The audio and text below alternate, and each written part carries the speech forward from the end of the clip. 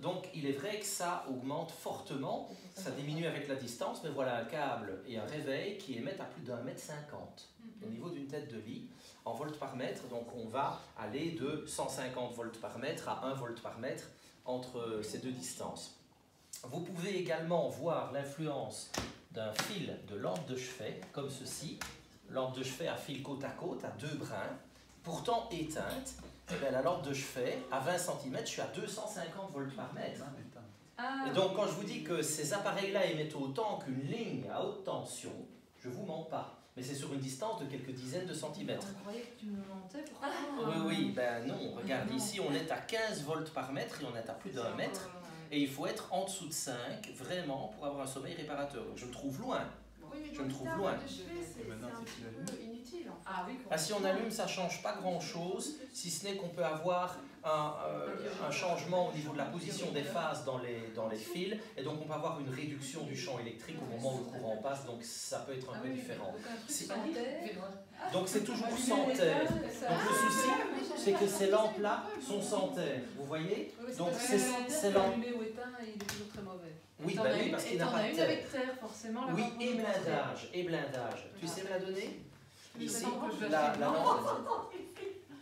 Voilà, donc ici vous avez une lampe de chevet qui elle est conçue complètement avec une armature mise à la terre, un interrupteur bipolaire et blindé, et ici une prise de terre. Le câble est blindé, il y a une chaussette en aluminium dedans et les fils sont tressés à l'intérieur. On connecte, elle est sous tension, je remesure le champ électrique. Et là, je suis en nanotesla, moi je vais être en volts par mètre, et là je suis à 0,4, 0,5 volts par mètre. Je ne suis même pas à 1 volt par mètre. C'est pareil.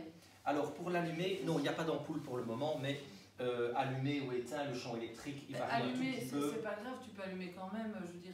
Ça non, mais je n'ai pas d'ampoule dedans là. Même entre l'autre et avec l'ampoule, enfin c'est une question stupide en fait, mais... Oui, parce que c'est la consommation qui va... Ça, c'est le champ magnétique. C'est le champ magnétique. Le courant, c'est le champ magnétique. La tension, c'est le champ électrique.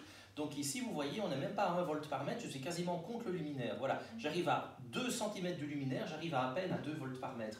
Et ici, donc, j'ai un endroit tout à fait safe, 1 volt par mètre, 1 volt par mètre, 1 volt par mètre, allumé ou éteint. Ça ne changera rien parce qu'elle a un blindage et elle est mise à la terre. Et donc, elle coûte combien cette petite lampe? Ben, ça ne change rien, ça coûte le prix d'un luminaire qui est absolument comparable à un bon luminaire. Si vous achetez des luminaires 10 ou 15 ou 20 euros, posez-vous la question de vous demander pourquoi. Maintenant, vous pouvez acheter des luminaires qui coûtent des centaines d'euros et qui n'ont pas de prise de terre.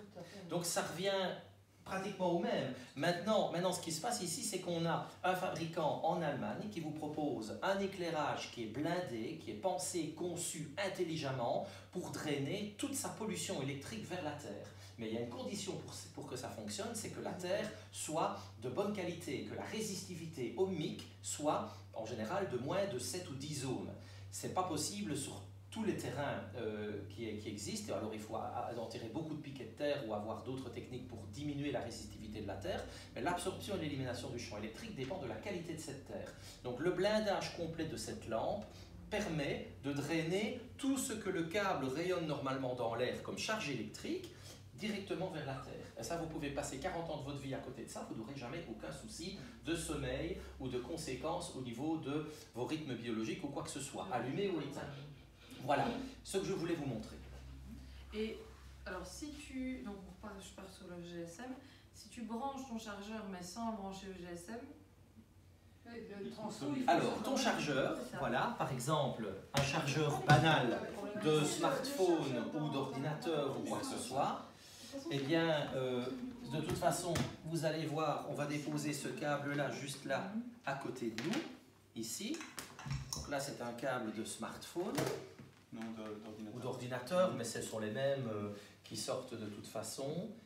Ici, alors au niveau du champ électrique, ben, je suis déjà à 100 volts par mètre à 10 cm.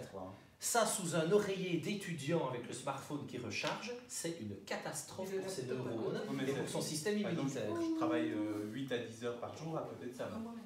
Ah oui, mais il faut en fait simplement choisir, parce que là on peut le faire, on peut choisir au niveau de la prise à deux brins une prise avec terre.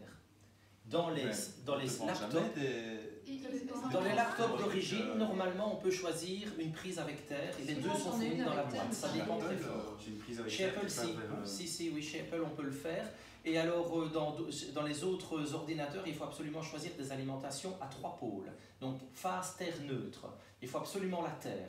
C'est une façon déjà d'éliminer une partie des champs électriques. Sinon, on peut utiliser un câble USB de mise à la terre de l'ordinateur, qui lui existe spécifiquement pour essayer de drainer à partir du port USB. Ça dépend évidemment si le port est vraiment au niveau de la masse de l'ordinateur ou pas, mais normalement oui. On peut drainer le champ électrique vers la terre beaucoup plus facilement quand on a un ordinateur qui n'est alimenté que par une prise à 2 pôles sans terre.